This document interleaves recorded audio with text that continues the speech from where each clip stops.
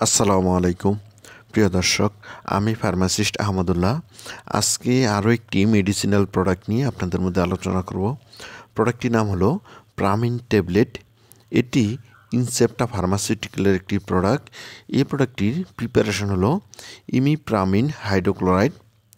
প্রিয় দর্শক, আসুন জেনে নিই এই ওষুধটি যেসব রোগে ব্যবহার করা হয়। এই ওষুধটি মূলত মানসিক সমস্যায় ব্যবহার করা হয়। ডিপ্রেসিভ ইলনেস, এটি হলো হতাশাগ্রস্ত অসুস্থতা। এটি একটি মানসিক রোগ। এটি বিষণ্ণ মেজাজ যা দীর্ঘ সময়ের ক্রিয়াকলাপের সাথে জড়িত। এ ধরনের রোগীরা সফলতা না পেয়ে হতাশায় ভোগে এবং বিভিন্ন কাজকর্মে আনন্দ পায় না। নকটার্নাল ইনইউরেসিস ইন চিলড্রেন, শিশুদের বিছানায় মূত্রত্যাগেও এই ওষুধটি ব্যবহার করা হয়। বিশেষ করে ঘুমের মধ্যে শিশুরা মূত্রত্যাগ করলে এই ওষুধটি ব্যবহার করা হয়। প্রিয় দর্শক, এবার আসুন জেনে নেই এই ওষুধটির ডোজ বা খাবার নিয়ম সম্বন্ধে। প্রথমেই শিশুদের ব্যাপারে, শিশুরা যাদের বয়স 7 থেকে 8 বছর তারা 25 mgর একটি করে ট্যাবলেট রাতে ঘুমানোর পূর্বে একবেলা খাবেন। আর যাদের বয়স 8 থেকে 11 বছর তারা 25 mgর 2টি করে ট্যাবলেট রাতে ঘুমানোর পূর্বে একবেলা খাবেন। আর যাদের বয়স 11 বছরের উপরে তারা 25 mgর 3টি করে ট্যাবলেট রাতে ঘুমানোর পূর্বে একবেলা খাবেন। আর চিকিৎসার সময়কাল হলো 3 মাস, অর্থাৎ 3 মাস ধরে এই ওষুধটি খেতে হবে। আর যদি কোনো কারণে ওষুধের ডোজ বাড়াতে হয় তাহলে অবশ্যই চিকিৎসার পরামর্শ অনুযায়ী খাবেন। আর এই ওষুধটি কেবলমাত্র রেজিস্টার্ড চিকিৎসকের পরামর্শ মতে আপনার বাচ্চাকে খাওয়াবেন। প্রিয় দর্শক, এবার আসুন জেনে নিই যারা ডিপ্রেশনে আক্রান্ত তাদের জন্য এই ওষুধটির ডোজ সম্বন্ধে।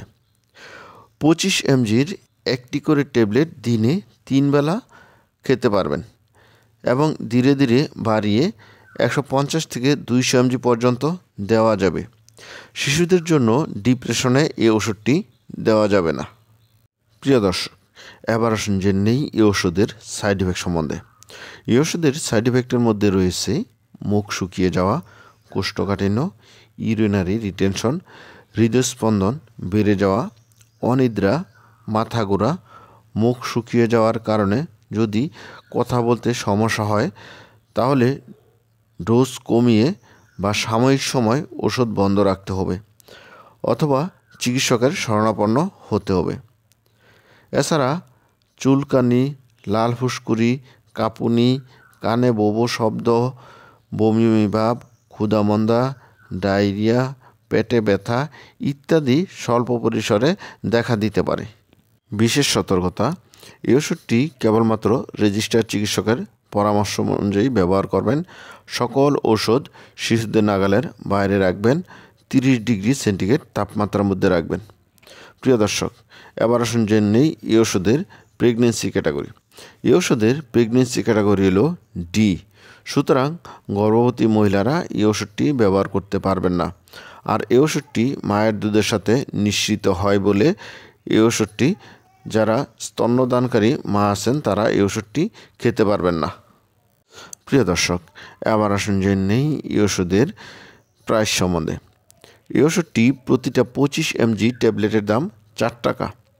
প্রিয় দর্শক, এই ছিল প্রামিন ট্যাবলেট সম্বন্ধে গুরুত্বপূর্ণ ইনফরমেশন। আসসালামু আলাইকুম।